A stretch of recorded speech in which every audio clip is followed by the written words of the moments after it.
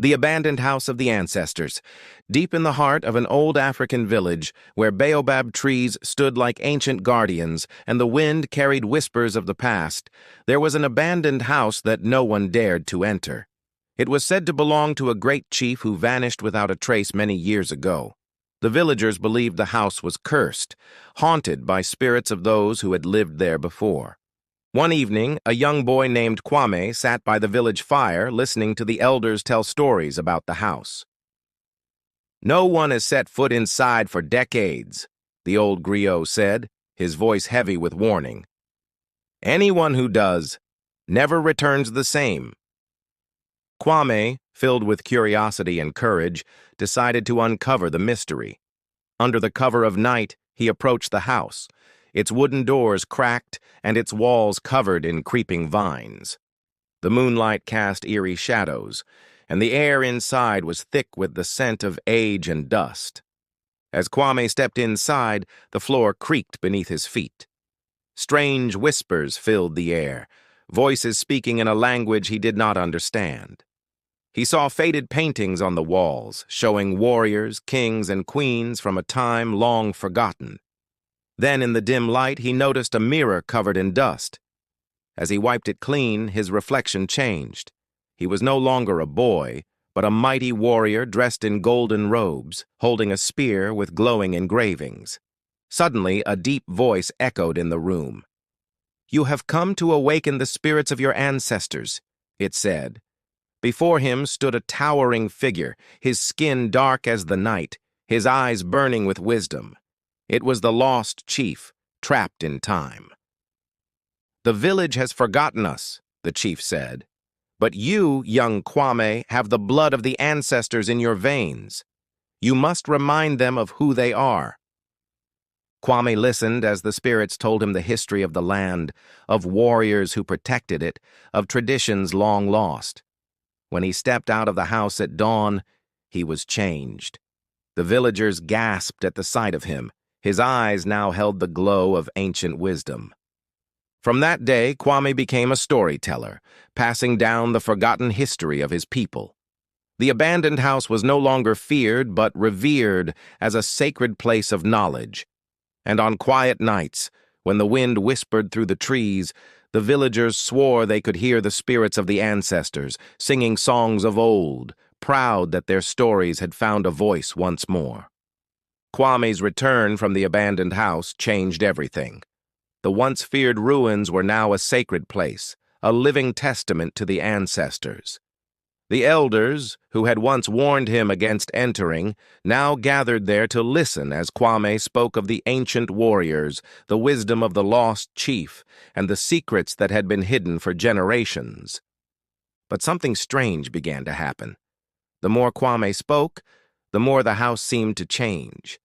The cracked walls started to mend themselves, the faded paintings on the walls grew vibrant, and the once broken roof stopped leaking when it rained. It was as if the house was coming back to life. One evening, as the villagers sat in a circle around Kwame, a sudden gust of wind swept through the house.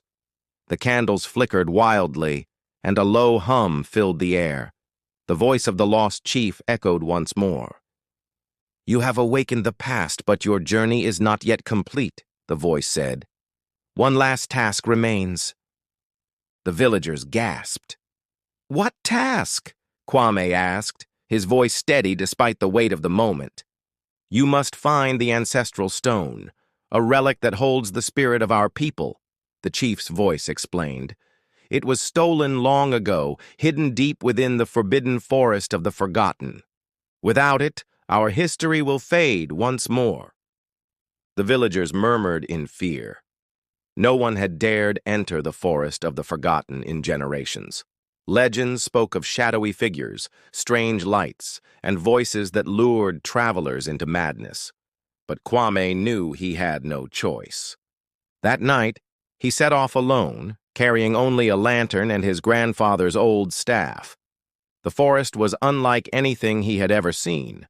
The trees twisted unnaturally, their branches reaching out like grasping hands. The deeper he went, the more the air felt heavy, as if time itself was slowing down. Then he heard it, a whisper, soft and chilling. "Turn back." Kwame gripped his staff tighter. "I will not." The whispers grew louder, forming strange, unintelligible words. But then, through the mist, he saw it, an altar of stone, ancient and covered in glowing symbols.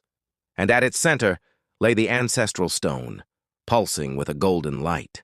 As he reached out, a shadow rose before him, a figure with hollow eyes and a voice like thunder. "This belongs to the forgotten. Leave now." But Kwame stood firm. "The ancestors have spoken. Their stories will not be erased." With a deep breath, he slammed his staff into the ground, sending a wave of energy through the forest. The shadows shrieked and faded into the trees. He grabbed the stone, feeling its warmth surge through him. As soon as he did, the forest seemed to exhale. The twisted trees straightened, the whispers ceased, and for the first time in centuries, light broke through the dense canopy. Kwame returned to the village at dawn, the ancestral stone in his hands. As soon as he placed it in the center of the abandoned house, a brilliant light spread across the walls. The house was fully restored, no longer abandoned, but reborn as the heart of the ancestors. From that day forward, it became a place of learning, storytelling, and remembrance. The spirits no longer whispered in sorrow, but sang in joy. And Kwame, once just a curious boy, had become the guardian of the ancestors, ensuring that the history of his people would never be forgotten again. Years passed, and Kwame, now a grown man, remained the guardian of the ancestors. The once abandoned house had become the heart of the village, a place where the young learned the wisdom of their forefathers, where elders told stories that danced through the fire-lit nights, and where the spirits of the past whispered, not in sorrow, but in joy. Yet not all were pleased with this change. Far beyond the village, in a neighboring kingdom, a powerful ruler named King Obadele heard rumors of the ancestral stone's return. He was a man of greed, obsessed with power, and he knew of the stone's magic. If he could possess it, he believed he could command the spirits, bend them to his will, and rule not just his land but the forces of the unseen. One moonless night, as the village lay asleep, a group of shadowy figures crept toward the sacred house.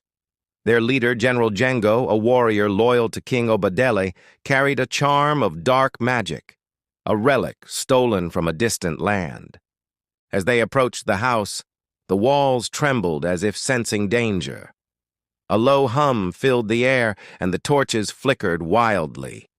The spirits had awakened. Kwame, sleeping in his hut, sat up with a start.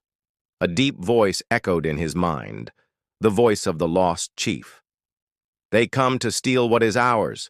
The past is in your hands, guardian." Without hesitation, Kwame grabbed his staff, its wood infused with the wisdom of the ancestors, and ran toward the sacred house. As he reached it, he saw the intruders trying to pry the ancestral stone from its resting place. "Stop!" Kwame's voice thundered through the night.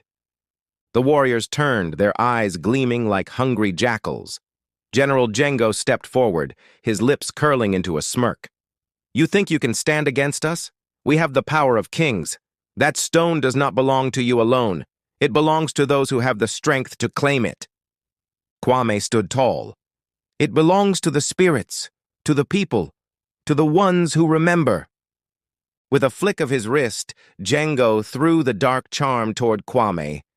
A gust of black smoke erupted, forming shadowy hands that reached for him. But before they could touch him, Kwame raised his staff and struck the ground. The earth rumbled. From the walls of the house, golden light poured out, shaping into the figures of the ancestors, warriors, queens, storytellers, healers, all who had come before. They surrounded Kwame, their presence strong, their spirits unyielding. "You fight not just me," Kwame said, "but all those who came before, and all those yet to come. Django and his men hesitated, fear flashing in their eyes. The spirits moved as one, their voices merging into a song, an old song, a song of protection and power. The air trembled, the shadows recoiled, and the dark charm shattered into dust. King Obadale's men fled, their cries swallowed by the wind. Django, now alone, fell to his knees. The spirits loomed over him, their judgment heavy in the air. "Mercy," he whispered. Kwame stepped forward. "Mercy is given to those who learn from the past." He pointed his staff at Django's forehead, and for a brief moment visions of the ancestors flooded the warrior's mind. The stories of their struggles, their victories, their sacrifices. When the vision ended, Django gasped, his heart pounding. He bowed his head. "I was blind. I see now." The spirits withdrew, their task complete. As dawn broke, the ancestral stone glowed brighter than ever, and the house stood strong, forever protected. From that day forward, no enemy dared to steal from the past again. And Kwame, the guardian of the ancestors, remained at his post, ensuring that history, wisdom, and spirit would never again be forgotten. And so the house of the ancestors stood, not abandoned, but eternal. The eternal watch of the ancestors. Years passed, and the legend of Kwame, the guardian of the ancestors, spread far beyond the village. Travelers came from distant lands to hear the stories of the sacred house, to feel the presence of the ancestors, and to witness the power of the ancestral stone.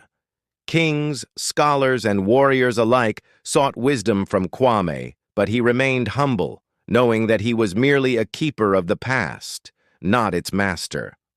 But as time moved forward, so did the world. A new generation rose, one that was tempted by power, greed, and the forgetting of traditions.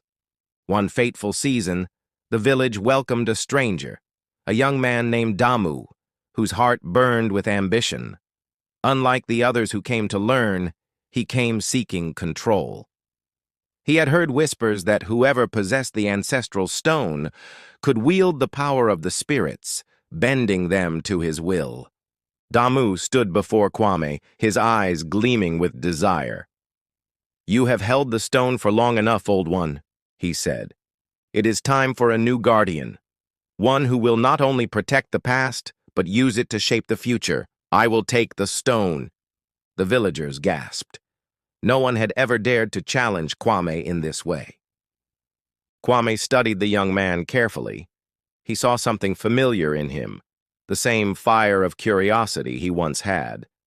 But there was something else, something dangerous. "The stone does not belong to me," Kwame said calmly. "Nor does it belong to you. It belongs to all who remember." Damu scoffed. "You speak of remembering, but what has that given us? Stories, songs? We could have power. We could command the spirits and reshape the world in our image." The wind picked up, rustling the trees.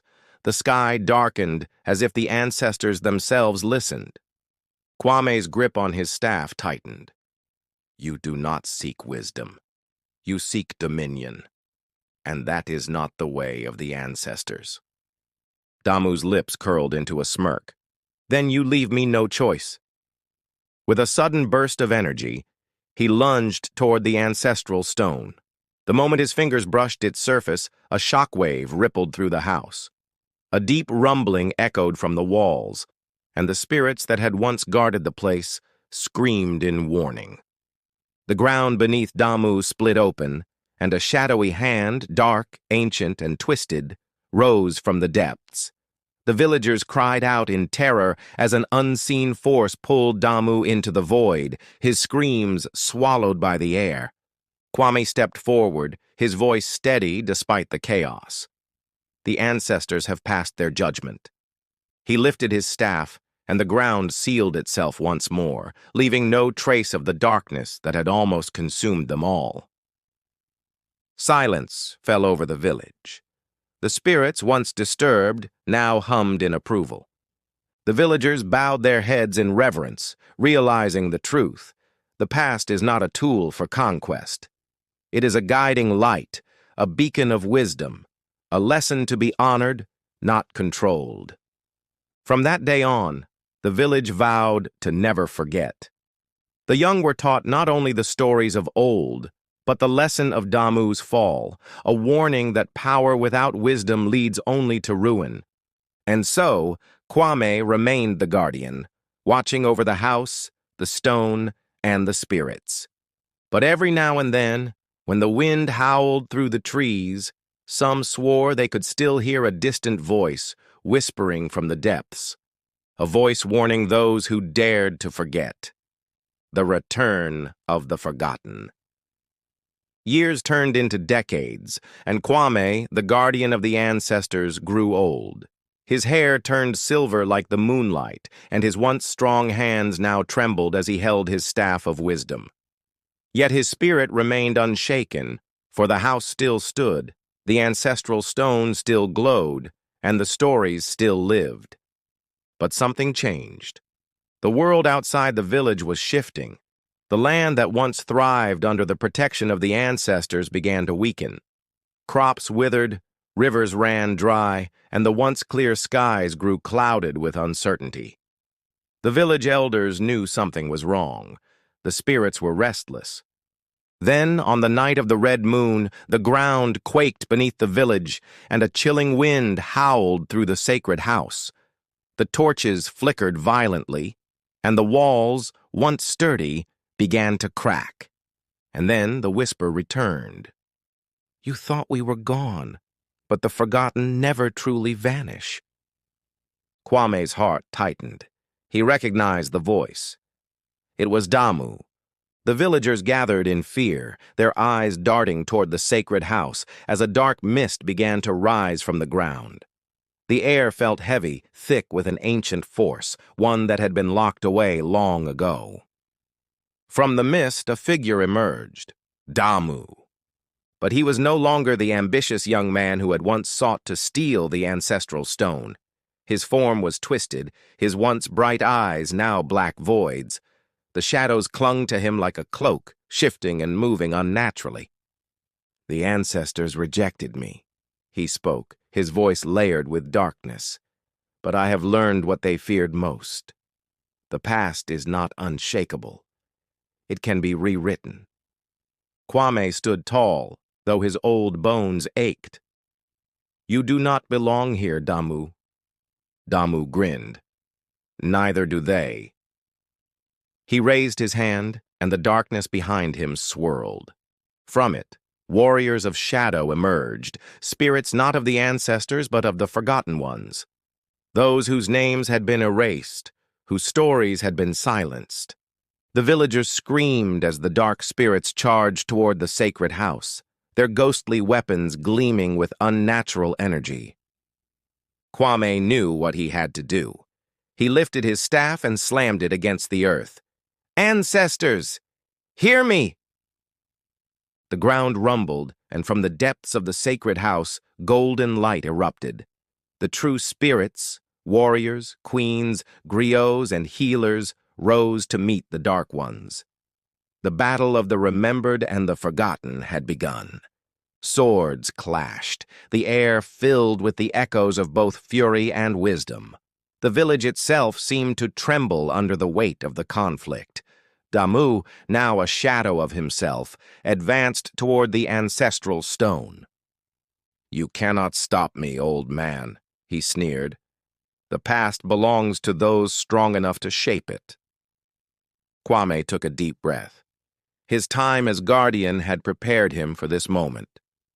The past cannot be shaped by greed, only by truth. With all his strength, Kwame raised his staff and plunged it into the earth. The village shook violently, and a brilliant wave of ancestral energy burst forth. The dark spirits shrieked as the golden light washed over them, stripping them of their twisted forms. Damu screamed as the shadows began to peel away from his body, revealing the boy he had once been, before his hunger for power had consumed him. His eyes, once filled with rage, now showed fear. The spirits of the ancestors surrounded him, their voices heavy with judgment.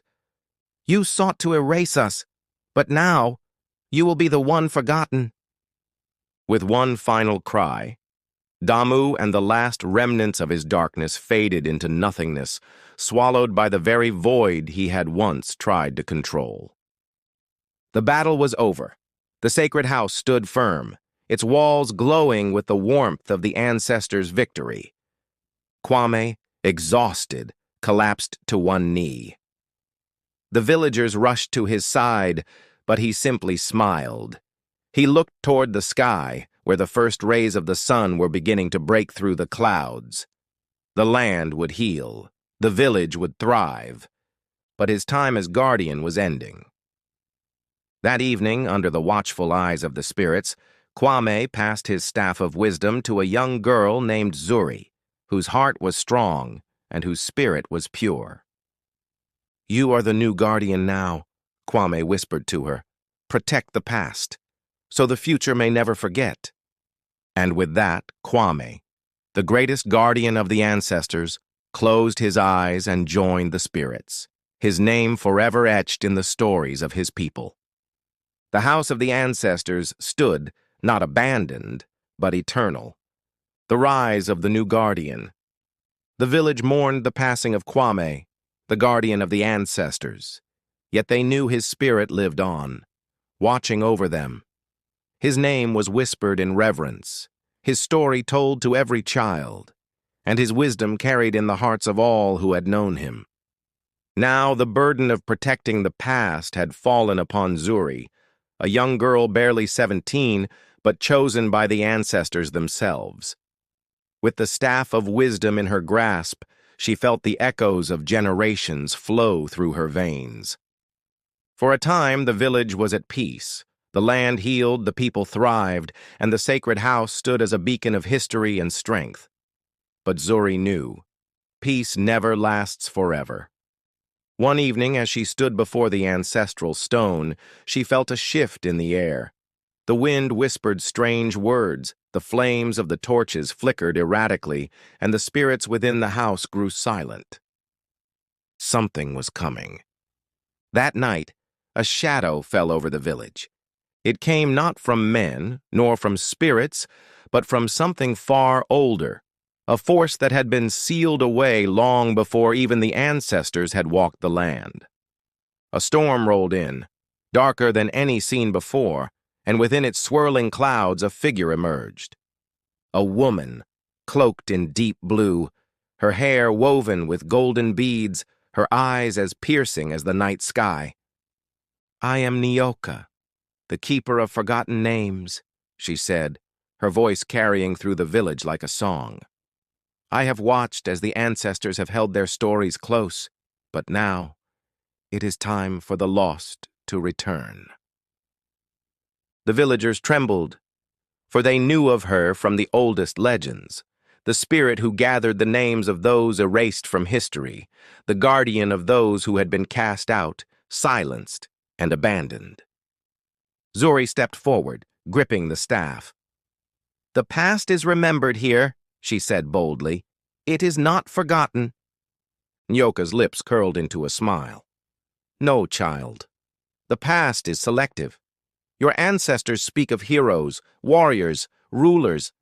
But what of those they cast aside? The ones whose stories were never told?"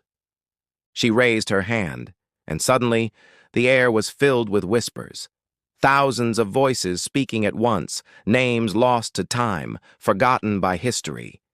And then the ground split open, revealing a hidden city buried beneath the village, a city swallowed by time itself. The villagers gasped in horror.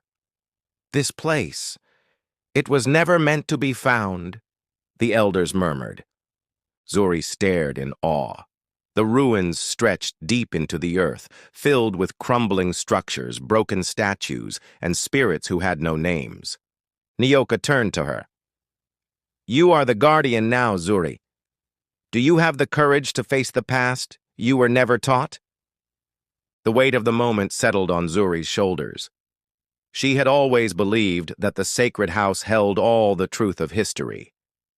But now, standing before the city of the forgotten, she realized there were stories that had never been told, and the ancestors had kept them buried for a reason.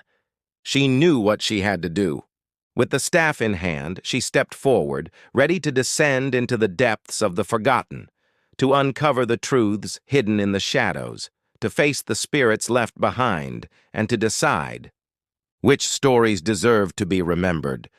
The past is never truly lost. It only waits to be found.